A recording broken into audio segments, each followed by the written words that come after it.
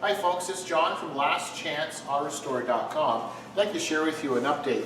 This is the Volkswagen Bus that we located. It's a project vehicle that we located for a client who's going to use it for a promotional vehicle for their business. When we did the research on the van, we're quite happy with the condition of it. We shared with you when we had it on the trailer, and off the trailer we did a little bit of a walk around on it. Since then, lots of progress. We've been started to remove the trim and tail lights, and we're going to continue on the disassembly. And then I got a little bit happy here and wanted to start to make sure, because most of this appeared to be original paint, and I wanted to make sure that I was correct. So I'll share this with you in a moment. A couple things to clarify. This vehicle, when it was advertised for sale and when we purchased it, all the paperwork stated it's a 1971. It's actually, in fact, a 1972. So what we're going to do, it's a little bit of paperwork. What's happened when the vehicle was sold originally in Edmonton, Alberta area, and then brought into Ontario, somebody's made a boo-boo between those two, because any of you viewers that are familiar with the buses, the long, tall rectangular taillights, the first year for this taillight is 1972. If it was a 1971, as the ownership states, it would be the last year of the small rounded taillights with the separate reverse light. So these are original panels. Someone's done some work to them, but in fact, reading the serial number and doing the research that I've done, I tried to correct the person that we bought the vehicle from, saying this is a 72 based on the serial number and these taillights, but all of his documentation supported 1971. So long story short, we're going to clarify. There's some paperwork and stuff we need to do with the Ministry of Transportation here in Ontario, Canada, and we'll resolve that because in fact it is a 1972. So getting back to my original assessment of the van, I'm still very, very happy with it, and I'm very proud of what I'm seeing so far. So we removed the trim along here. We're going to be taking the windows out. We'll be taking the handle. So basically, there won't be anything left on the outside in terms of trim or glass or moldings. And what we're going to do is, because this is a old lacquer paint, the original lacquer, both in the primer and the paint, that needs to be removed to bare metal, because whatever we put on top of it is going to create a problem and react over time. So our client, who's going to use this as a company vehicle, it's going to be in the navy blue range. It's going to be a dark blue color.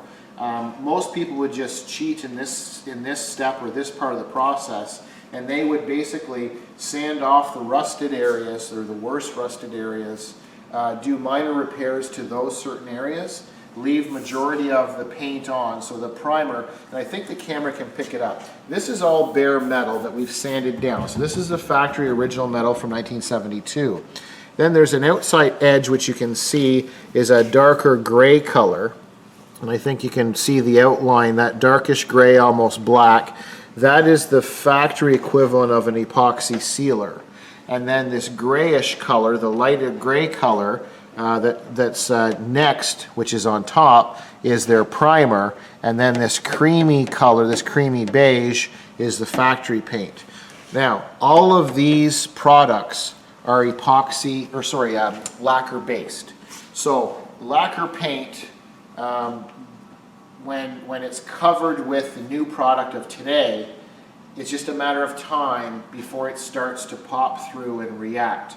Old lacquer like this does not want or tolerate anything on top of it. So as UV light works its way on that, so for example, if we painted over top of this with the blue, even if we used a sealer, over time it's going to want to shrivel and react, and then bubble, and then it's going to start to peel. So we want to eliminate any concerns with this. So at lastchanceautorestore.com, we always strip the vehicles down to bare metal when there's any type of lacquer evidence.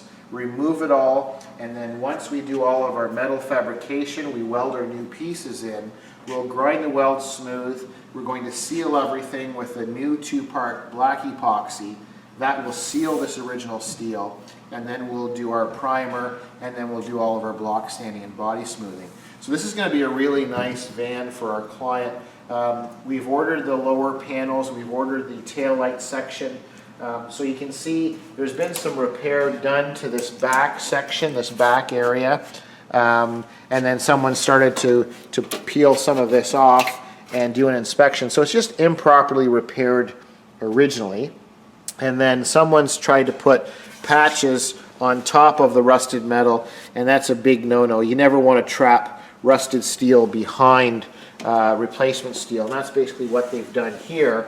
Now, I knew that going in, and that's why I picked this van, because there's common areas on these buses where they tend to rot and rust out. So our outriggers and jack posts, our main structural areas, are all very, very nice condition.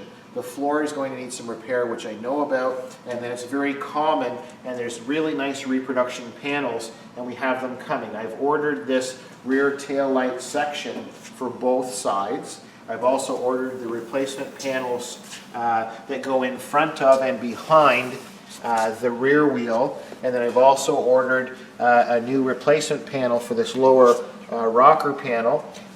So all of those panels are coming. So as we know, in the next few days, those panels are going to arrive. I'm going to prepare, or continue to prepare, this bus for that next step. So we have special heating here in the shop. As long as we don't have sweaty hands or any type of wet things touching it, this metal will stay nice and clean. And then once we have our metal replacement done, that's when we'll seal this metal with the epoxy. So we'll continue to share with you the progress on this build. So this is a 1972 Volkswagen Bus, and I thank you for watching. I'm John from lastchanceautorestore.com.